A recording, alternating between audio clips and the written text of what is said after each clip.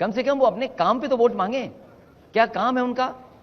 जनता तो दुखी दुखी है, इनकी सरकार में जानवर इनसे ज्यादा दुखी हैं।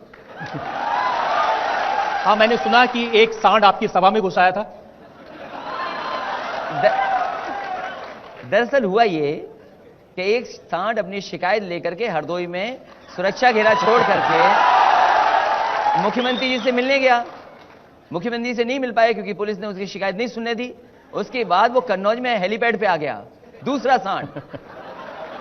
और दूसरे सांड ने जो काम किया, पहले वो टकराया एम्बुलेंस से, फायर ब्रिगेड से, पुलिस नहीं रोक पाई।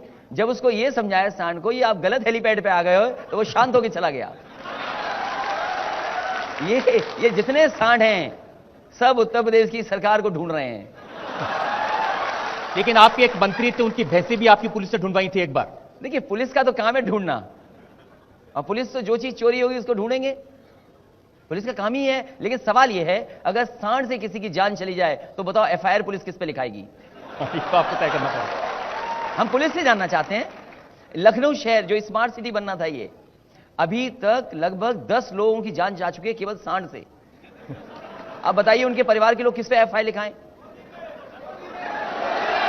अब ये बताइए कि अगर आपको लगता है कि इनकी सरकार से सब लोग इतने नाराज हैं, इतने दुखी हैं, जानवर भी दुखी हैं, तो फिर चुनाव जीतने के लिए गठबंधन करने की क्या जरूरत थी? आप ऐसे ही जीत लेते। देखिए, 2017 उस समय कांग्रेस से हमने गठबंधन किया, लेकिन भारतीय जनता पार्टी ने हमसे ज्यादा गठबंधन किए। उन्होंने कई दलों से गठबंधन किए। एक दल तो ऐसा है जो अभी भी उन्हें सुनाता है सुबह और शाम को।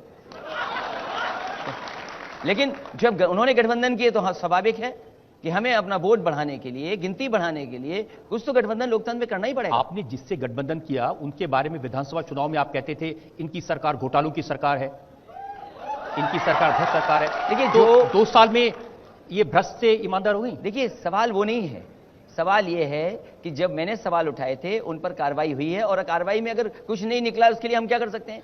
ये चुनाव लोकतंत्र का है, तो आपके गठबंधन से प्रधानमंत्री का चेहरा कौन है? आपने अभी तक जनता को बताया नहीं है।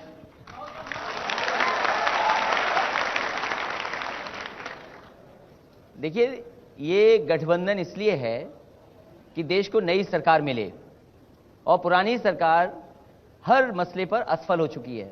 याद कीजिए वो नोटबंदी वाला मामला, आधी रात को नोटबंदी हो गई, कहा कि भ्रष्टाचार खत्म हो जाएगा, काला धन वापस आ जाएगा, लोग हवाई जहाज लेकर के चले गए सब बाहर, और नक्सलवाद खत्म हो जाएगा। आप इतनी जल्दी क्यों भूल जाते हैं? नक्सलवाद खत्म हो जाएगा, आतंकवाद खत्म हो जाएगा, ये जितने भी वादे किए थे पुरानी सरकार ने, चाहे वो अच्छे दिन के हों, नौकरी के हों, सब खत्म हो गया। और देखिए चुनाव कहां चला गया। कोई डिजिटल इंडिया की बात नहीं कर रहा, कोई मेक इन इंडिया की बात नहीं कर रहा, स्टैंड अप इंडिया क्या था, सब भूल गए। इसलिए जरूरी है देश में नई सरकार बने, और ये गठबंधन और ये देश अपने आप नया प्रधानमंत्री चुन करके देगा। ये जो लोग कि आपकी बारात में दूल्हा कौन है? देखिए, हम पे तो चॉइस बहुत है, कोई भी दूल्हा हो सकता है।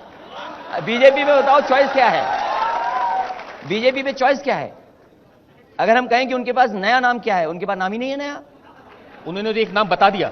नहीं, मैं तो कह रहा हूं कि ये जो नाम है, नाम जो है, जब दुनिया की बड़ी बड़ी मैगजीन कह रही हो कि असफल हो गए आप, आज इकोनॉमिस्ट का पढ़िए, क्या आर्टिकल लिखा है कि ऐसे प्रधानमंत्री हैं जिन्होंने पूरा का पूरा डेमोक्रेसी को खत्म कर दिया। सोचिए, अगर दुनिया की सबसे बड़ी मैगजीन ये लिखे, आपका गला मिलने का क्या हुआ? आप गले मिलते रहे लोगों से, लेकिन वहीं दुनिया की सबसे बड़ी मैगजीन लिख रही है कि आप सबसे बड़े खतरा है डेमोक्रेसी के लिए। ये तो आप बहुत दिन से कह रहे हैं। नहीं, ये आज की बात है, ये तो पुराना तो हम कह ही रहे थे। हमारा सुनता कौन है? हम तो लोगों को समझाते रहे, हम समझाते रहे कि देखो एक्सप्रेसवे बनाया है, मेट्रो लखनऊ में दी है, लोग बुलेट ट्रेन का इंतजार कर रहे थे, किसी को मिली बुलेट ट्रेन?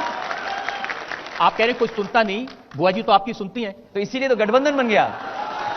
और देखिए इस गठबंधन से कितने घबराए लोग हैं। और वो ये कह रही है कि मेरे पास अनुभव है, तजुर्बा है, मैं दिल्ली जाके काम संभाल सकती हूं। देखिए, एकदम ठीक कहा उन्होंने। ये बात तो स्वीकार करनी पड़ेगी आपको कि वो इस प्रदेश में कई बार मुख्यमंत्री रही हैं और अनुभव है उनके पास। लेकिन वो तो चुनाव ही नहीं लड़ रही हैं। ये पाबंदी नहीं है, ये पाबंदी नहीं है। मैं तो ये कहता हूं, देश के फाइनेंस मिनिस्टर क्या चुनाव लड़ रहे हैं? प्रधानमंत्री नहीं, मुझे ये बताइए, देश के फाइनेंस मिनिस्टर चुनाव लड़ रहे हैं क्या? देश के तमाम ऐसे बड़े मंत्री हैं, कितने चुनाव लड़ रहे हैं? वो लिस्ट में निकालूं क्या? मायावती जी में वो हुनर है, बिना चुनाव लड़े भी प्रधानमंत्री बन सकते नहीं, मैं ये चाहता हूं, डेमोक्रेसी में ये जरूरी नहीं है कि किसी सदन में आप हों, आप बन जाएं, उसके बाद सदन में बन जाएं। मैं नहीं था सदन में, देखिए, लेकिन मुख्यमंत्री बना मैं। आप और मायावती जी तो 80 सीटें लड़ रहे हैं, आप 37 सीटों पर लड़ रहे हैं। अब 37 सीटों पर आप लड़ेंगे और प्रधानमंत्री बदलेंगे, ये कैसे होगा? बाकी 225 कहां से आएंगे? भाई मैं ये कहता हूं, अगर प्रधानमंत्री जी को गुजरात से प्रधानमंत्री बनना होता तो उत्तर प्रदेश में क्यों आए? आपको आपत्ति है कि उत्तर प्रदेश आने से? नहीं, मैं ये आपसे जानना चाहता हूं कि अगर उन्हें प्रधानमंत्री बनना ही था तो वो बन सकते थे किसी और प्रदेश से, मैं तो पूछ रहा उत्तर हूं प्रदेश कि- से क्यों आए? मैं पूछ रहा हूं कि 37 सीट लड़ने वाले बाकी 225 कहां से लाएंगे? मैं आपसे कह रहा हूं कि उत्तर प्रदेश की 70 सीटें आज हटा दीजिए, बहुमत में बीजेपी नहीं है। तो मैं ये पूछ रहा हूं कि वो आपके पास कैसे बहुमत आएगा? चलिए, आप 70 की 70 जीत गए। मैं ये कहता हूं, आज देश में समस्या क्या है? आप चौकीदार बन गए आप, लेकिन क्या जो देश के चौकीदारों की समस्या सुनी आपने? आप आशा कार्यकर्ताओं की समस्या है, आशा इसी तरह आंगनवाड़ी वर्कर्स की समस्या है, रोजगार सेवक की है। आखिरकार ये समस्याएं पैदा किसने की? शिक्षा मित्रों ने, 1000 लोगों ने जान दे दी है, आत्महत्या कर ली। ये समस्याएं किसने दी? केंद्र सरकार ने दी। एक राष्ट्रीय पार्टी ये कहती है कि योजना आयोग खराब है, एक राष्ट्रीय पार्टी ये कहती है कि नीति आयोग खराब है। तो आखिरकार इनकी समस्या समाधान कौन करेगा? ये ग्राम सभा स्तर पे ये जो नौकरियां हैं, चाहे वो रोजगार सेवक हों, आखिरकार किसने उलझाई हुई हैं? ये बीजेपी और कांग्रेस दोनों ने उलझाई हुई हैं। ये जितनी भी रीजनल पार्टीज हैं, कम से कम इनके पास सॉल्यूशन है और सॉल्यूशन निकलना चाहिए, वरना आधी अधूरी योजनाओं से कोई भला नहीं होने वाला। मेरा क्वेश्चन ये है कि आज से 24 साल पहले बहन जी ने कसम खाई थी कि मैं समाजवादी पार्टी से कभी गठबंधन नहीं करूंगी, फिर कसम खाई कि मैं भाजपा से गठबंधन नहीं करूंगी। अब क्या गारंटी है कि इलेक्शन खत्म होने के बाद, सीटें आने के बाद वो भाजपा में जाएं या ना जाएं? इसका क्या गारंटी है आपके पास? देखिए, एक बात तो आप मान लीजिए कि ये गठबंधन इसलिए है कि देश को इन ताकतों से बचाना है जिन्होंने देश को बर्बाद किया है। और जो लोग ये कह रहे हैं कि मजबूत सरकार चाहिए, मजबूत, ये ऐसी मजबूत सरकार है जिसने सच मार दिया। क्या आप चाहते हो लोकतंत्र में सच मर जाए? आप सवाल नहीं पूछ सकते उनसे। मैं आपसे जानना चाहता हूं, सरकार से जानना चाहता हूं, इन्होंने तो ये कहा था कि 1 सर अगर जवान का आएगा तो हम 10 सर लेकर के आएंगे। क्या हर दिन एक जवान शहीद नहीं हो रहा? क्या आंकड़े सरकार देगी? कभी नहीं देगी। और जिस दिन प्रधानमंत्री जी और भारतीय जनता पार्टी के लोग ये बात कर रहे थे कि हम नक्सल खत्म कर देंगे, नक्सलवाद खत्म कर देंगे, उसी दिन हमारे 15 जवान शहीद हो गए। तो सोचिए आप। इसलिए मैं आपको भरोसा दिलाता हूं, ये गठबंधन बसपा सपा आरएलडी का है, ये दिलों का गठबंधन है, ये जमीन पर रहने वालों का गठबंधन है।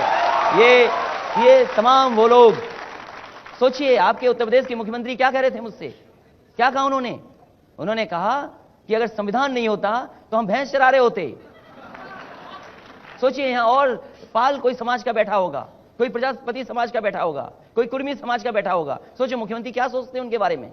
तो इसलिए ये संविधान बचाना जरूरी है, सच कम से कम लोगों तक पहुंचे, इसलिए गठबंधन है। ये गठबंधन नहीं टूटेगा और बीजेपी सपने देख रही है। नहीं, अखिलेश जी, उनका सवाल ये नहीं था गठबंधन टूटेगा, उनका सवाल ये था इस बात की क्या गारंटी है कि मायावती चुनाव के बाद कितनी भी सीटें जीते फिर से वापस मोदी जी के साथ जाके नहीं मिल जाएंगी? मैंने आपसे कहा ये गठबंधन नहीं टूटेगा, तो ये कौन कहां जा रहा है?